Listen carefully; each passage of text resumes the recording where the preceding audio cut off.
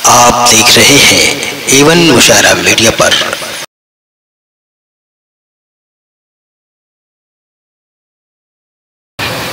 दहलीज पे रखती है किसी शख्स ने आंखें, दहलीज पे रखती है किसी शख्स ने आंखें, रोशन कभी इतना तो दिया हो नहीं सकता, बस तुम मेरी आवाज से आवाज मिला दो, फिर देखना इस शहर में क्या हो नहीं सकता।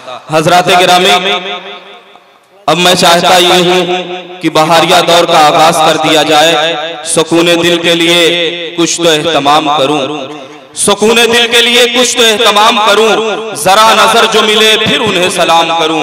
मुझे तो होश नहीं, आप मशवरा दीजिए, कहां से छेड़ू फसाना कहां तमाम करूं। आज का ये मोहब्बतों का फसाना कहीं ना कहीं से शुरू करना है। उससे पहले चूंकि आप बैनर देख रहे हैं, जश्न साहिल आज हम मना रहे हैं।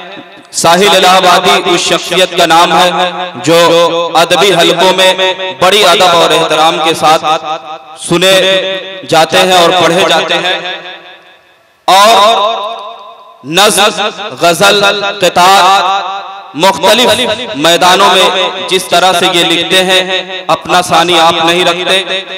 जिस बेबाकी से ये फनकार अपनी सलाहियतों का सबूत देता है और अपनी सलाहियतों का लोहा मनवाया है, उसकी कोई नजीर नहीं मिलती। साहिल इलाहाबादी साहब को मैं मुबारकबाद पेश करता हूं उनके जश्न की। आज बड़ा ही खूबसूरत मंजर और बड़ा ही तारीख साज ये प्रोग्राम है जो इंशाअल्लाह अपने अंजाम को पहुंचेगा। साहिल इलाहाबादी साहब की शायरी के हवाले से अगर मैं गुफ्तगू करूं, जब मसलक के इख्तिलाफ को देखते हैं, लोगों को आपस में लड़ते हुए देखते हैं, तो उनके कलम से इस तरह की शायरी जन्म लेती है। देवबंदी बरेलवी छोड़ो, देवबंदी बरेलवी छोड़ो, ये लड़ाई बताओ क्या देगी, एक हो जाओ तुम खुदा के लिए वरना दुनिया तुम्हें मिटा देगी। इस तरह के शेर के खालिक हैं जनाबे साहिल इलाहाबादी, जिनका जश्न हम मना रहे हैं। और जब वतन की बदहाली और वतन के लोगों को आपस में लड़ते हुए देखते हैं तो कुछ इस तरह से लिखते हैं, ऐ मेरे वतन वालों ये काम करो मिलकर, ऐ मेरे वतन वालों ये काम करो मिलकर, हर समत मोहब्बत को तुमाम करो मिलकर, गर तुमको तबाही से भारत को बचाना है, नफरत की सियासत को नाकाम करो मिलकर।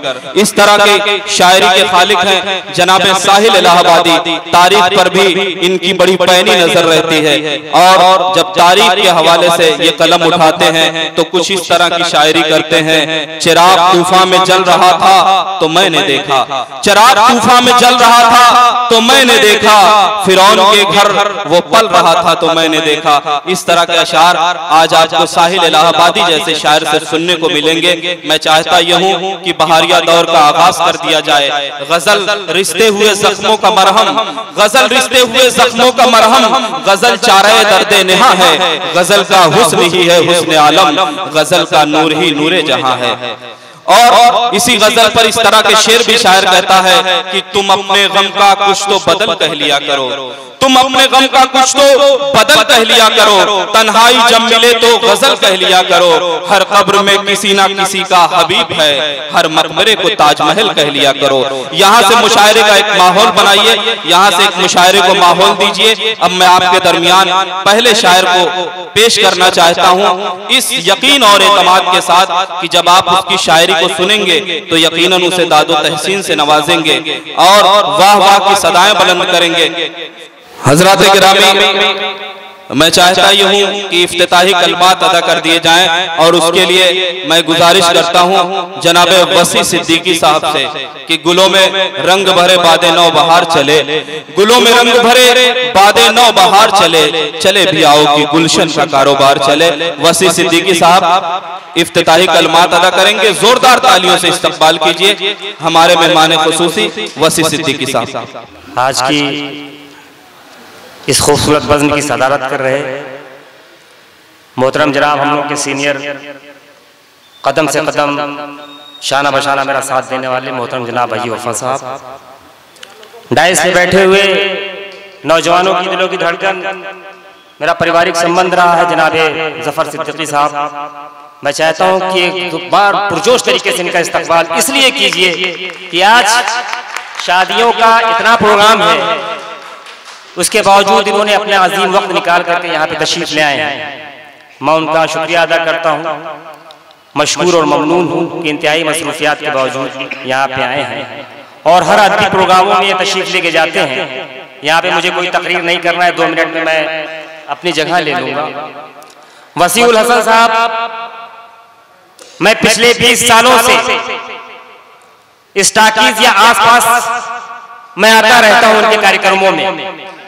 यकीन जान लीजिए कि इन्होंने उर्दू अदब के लिए जो कोशिशें, जो काविशें करते रहते हैं, वो काबिल तारीफ है। और आज बड़े बड़े मुशायरों से उर्दू नहीं जिंदा होगी। बहुत बड़ा मुशायरा कर लीजिए, 2-2 लाख पेमेंट के शायर आ जाएंगे, वो अपना शेर सुनाएंगे, सामाइन वाहवाही कहेंगे, अपने घरों को चले जाएंगे, इससे उर्दू नहीं जिंदा होगी। उर्दू को जिंदा करने के लिए इस तरीके के अदबी प्रोग्रामों की जरूरत है, जहां पे कम लोग जरूर हों लेकिन सुनने वाले लोग हों, समझने वाले लोग हों।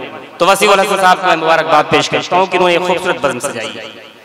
उर्दू मुशायरों से ये सच है कि उर्दू अदब के लिए मुशायरे अकेले जरूर होते हैं, लेकिन उर्दू को जिंदा करने के लिए हमें अपने घरों में उर्दू के रिसालों को मंगाना होगा, उर्दू के अखबारों को पढ़ना पड़ेगा।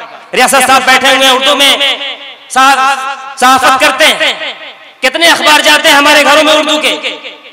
आज शादियों के कार्ड भी हमारे आते हैं, 90% कार्ड जो होते हैं वो इंग्लिश में लिखे हुए होते हैं, बड़े फख्र से लोग लिखते हैं in the name of Allah the most, उसके आगे की तमाम चीजें लिखी होती हैं। तो उर्दू को अगर जिंदा रखना है तो हमें खुद को उर्दू को अपने घरों में पैदा करना पड़ेगा, अपने मदरसों को जिंदा रखना पड़ेगा। आज हमारे बच्चे कॉन्वेंट स्कूल में जा रहे हैं, भूल जा रहे हैं कि अदब क्या है, उर्दू क्या है। तो आप लोगों से दरखास्त है कि आज इस प्रोग्राम के माध्यम से एक संदेश यहाँ पे जाना चाहिए। ये प्रोग्राम गंगा जमुनी तहजीब का प्रोग्राम है। आज हिंदुस्तान में जिस तरीके के माहौल चल रहे हैं, जिस तरीके के हालात चल रहे हैं, ऐसे हालात को अगर मेंटेन करना है, ऐसे हालात में अगर आपसी सौहार्द को बरकरार रखना है, तो ऐसे प्रोग्रामों की जरूरत है जहाँ पे हिंदू और मुसलमान एक साथ बैठ करके एक गुफ्तगू कर सके। आखिर क्या वजह हो गई कि हम लोगों के बीच में हिंदू मुसलमान की दुनिया पैदा हो गई। मेरा गांव महुआरा है, 41 साल मेरी उम्र है। मेरे गांव में हमेशा मिलाद हुआ करता था। छोटी सी बात कह के अपनी जगह ले लूंगा क्योंकि मुशायरे का माहौल है, मैं बहुत लंबी तकरीर नहीं करूंगा। तो मिलाद हुआ करता था, तो एक मौर्या चाचा का घर था, हमारे घर के बाजू में रहते थे। तो उस दिन बहुत नहा धो करके बड़ा साफ सुथरा कपड़ा पहन करके वो आते थे और अपनी चादर उधर बिछा के पहले ही बैठ जाते थे। तो मैं एक बार पूछा, मौर्या जी आपको यहाँ क्या मिलेगा? कहा नहीं मौलाना साहब जब भी आते हैं तो कुछ अच्छी बात ही करके जाते हैं। ये संस्कार थे जो हम लोगों ने खत्म कर दिए हैं। इस तरीके के अदबी प्रोग्रामों से एक दूसरे के यहाँ आने से और जाने से एक संदेश जाएगा, तब जाकर के हमारे हिंदुस्तान में आम का पैगाम जाएगा। और आज ये मंच पे एक तरफ नंदनी जी भी बैठी हुई हैं, तो एक तरफ अय्यूब वफा जी बैठे हुए हैं। ऐसा संगम यहाँ पे बना हुआ है। इंशाल्लाह आज का ये प्रोग्राम इतिहास रखेगा और फूलपुर से चलकर इंशाल्लाह एक बेहतरीन आगाज होगा और बेहतरीन संदेश जाएगा। मैं वसीउल हसन साहब, शादाब आजमी साहब और तमाम लोगों का शुक्रिया अदा करता हूँ और बहुत ही ऐतिहासिक प्रोग्राम होगा। आइए 2 बातें और कह करके कि बात करने का हंसी का तरीका सीखा, बात करने का हंसी का तरीका सीखा।